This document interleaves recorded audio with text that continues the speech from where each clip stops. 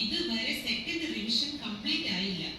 കഴിഞ്ഞ പ്രാവശ്യത്തെ പോലെ ടോട്ടലിൽ 2 മാർക്ക് കുറഞ്ഞു പോയാൽ ഞാൻ എങ്ങനെയാ മറ്റുള്ളവരുടെ മുഖത്ത് നോക്കുന്നേ? മമ്മി, ഇന്ന് സൺഡേ സ്കൂൾ എക്സാം.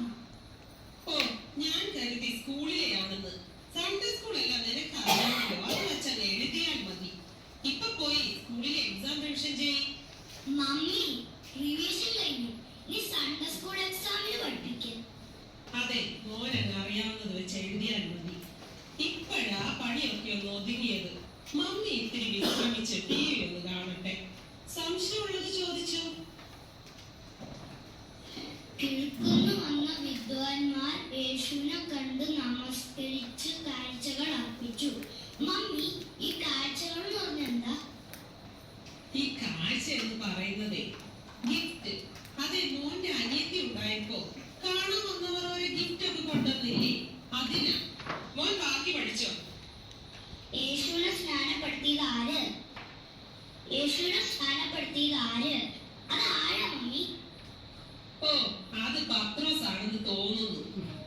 യേശു ക്രിസ്തു ജനിച്ചത് എവിടെ? അത് എവിടെയാ പപ്പ? അത് ആ സിറിയയിലെങ്ങാണ്ടാണെന്ന് തോന്നുന്നു. നീ ഗൂഗിൾ സെർച്ച് ചെയ്തോ? അയ്യോ, സൺഡേ സ്കൂൾ വണ്ടി വരാനായി. എക്സാം അല്ലേ, ഒന്ന് വേദോസ്തം വായിച്ച് പ്രാർത്ഥിച്ചു പോകും. ഒരു സങ്കീർത്തനം വായിക്കും.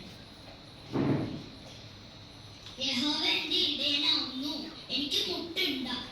അയ്യോ, ബാക്കി വായിച്ചേ. ഇതിന് ചാർജ് തീർന്നു പോയി. ബാക്കി ഓർമ്മയില്ലേ? പപ്പയെന്ന് ഓർത്തു വേണം. അത് മോനെ, വണ്ടി വരാറായി. പ്രാർത്ഥിച്ചോണ്ട് പോയിക്കോ, താമസിക്കണ്ട.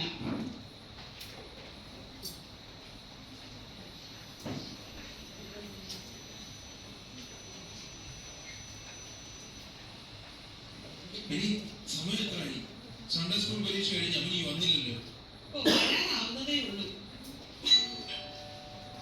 എത്തിന്ന് തോന്നുന്നു.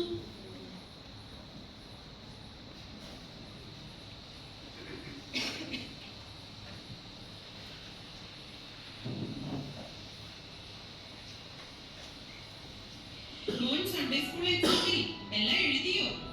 ഏത് മമ്മി? എന്തൊക്കെയായിരുന്നു ചോദിച്ചത്? യേശു ജനിച്ചത് ചോദിച്ചു, യേശു പള്ളിയിൽ പോയ കാര്യങ്ങൾ ചോദിച്ചു, യേശുവിന്റെ സ്നാനവും അത്ഭുതങ്ങളും ഒക്കെ ചോദിച്ചു. എല്ലാം മോൻ പഠിച്ചതായിരുന്നല്ലോ. അതെ മമ്മി, ഞാൻ എല്ലാം എഴുതി. ഫസ്റ്റ് കിട്ടുമോ അതോ ഇപ്രാവശ്യം വല്ലവരും കൊണ്ടുപോകുമോ? ഞാൻ എല്ലാം എഴുതി മമ്മി. പോയിരുന്ന് സ്കൂൾ ലെസൺസ് റിവിഷൻ ചെയ്യും.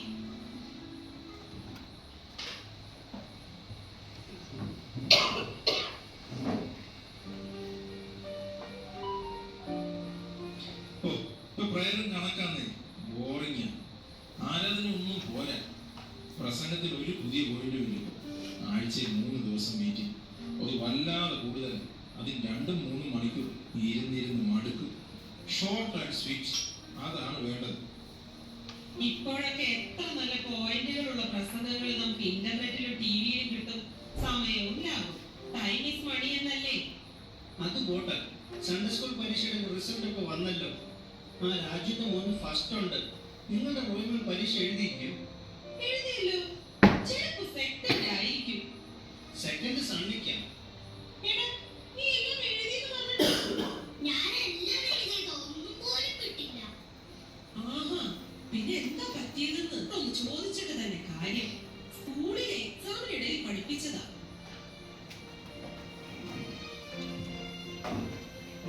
ടീച്ചറെ, എല്ലാം എഴുതിയെന്നാ പറയുന്നേ. പിന്നെ മാർക്ക് എങ്ങനെ ഇങ്ങനെയായേ? എഴുതിയതനുസരിച്ചേ മാർക്ക് ഇടാൻ പറ്റൂ. റോയ്മോൻ എന്തൊക്കെയാ എഴുതിയെന്ന് നമ്മളോട് ചോദിച്ചു നോക്ക്.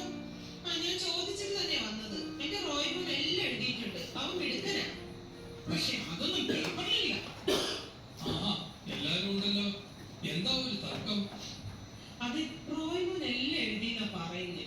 പക്ഷെ റിസൾട്ട് വന്നപ്പോ ഫസ്റ്റും ഇല്ല സെക്കൻഡും ഇല്ല. ഇത് എന്ത് കളി? എല്ലാത്തിനും ഒരു പരിഹാരം ഉണ്ടാക്കാം. ടീച്ചറിന്റെ കയ്യിൽ ആ ചോദ്യ പേപ്പർ ഉണ്ടോ? ഉണ്ട്. എന്നാ പിന്നെ പ്രശ്നം തീർന്നു. ഇപ്പൊ തന്നെ ഞാൻ റീടെസ്റ്റ് ഇടാം. എന്താ? അത് മതി. ആ ചോദ്യ പേപ്പർ ഇങ്ങോട്ട് എടുക്കും ടീച്ചറെ. റോയ്മോനെ, നീ ഇങ്ങോട്ട് നീങ്ങി നിന്നെ.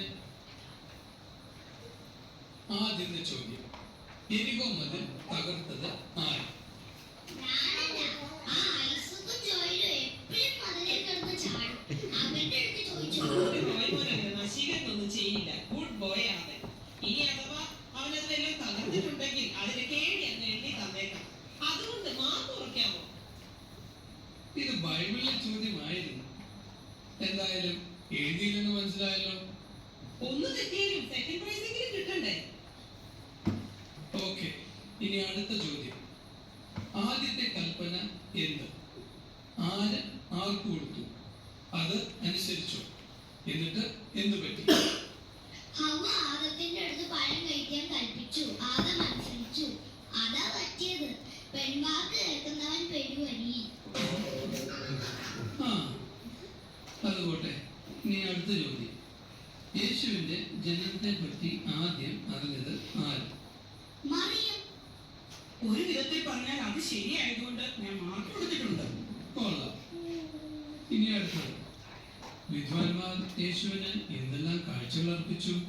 അത് സോപ്പും പൗഡറും ഫ്ലവേഴ്സും.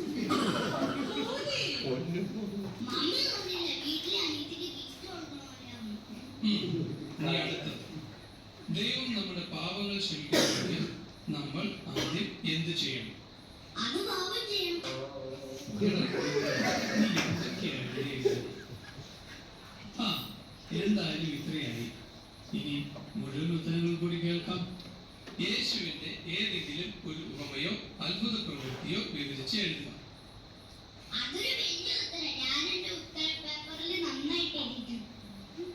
ഉത്തര പേപ്പർ ഇവിടെ ഇരിപ്പുണ്ട്. ഞാൻ വായിക്കാം. യെരൂശലേമിൽ നിന്നും എരിഹോയിലേക്ക് ഒരു മനുഷ്യൻ പോവുകയായിരുന്നു. വഴിയിൽ വെച്ച് അവനെ കൊള്ളക്കാർ ആക്രമിച്ചു. അവർ അവനെ നിർദ്ദയം മർദ്ദിച്ചു. ടിഷ്യൂ മൃതപ്രായമാക്കി കഷ്ണം കഷ്ണമാക്കി അവിടെ ഇട്ടു.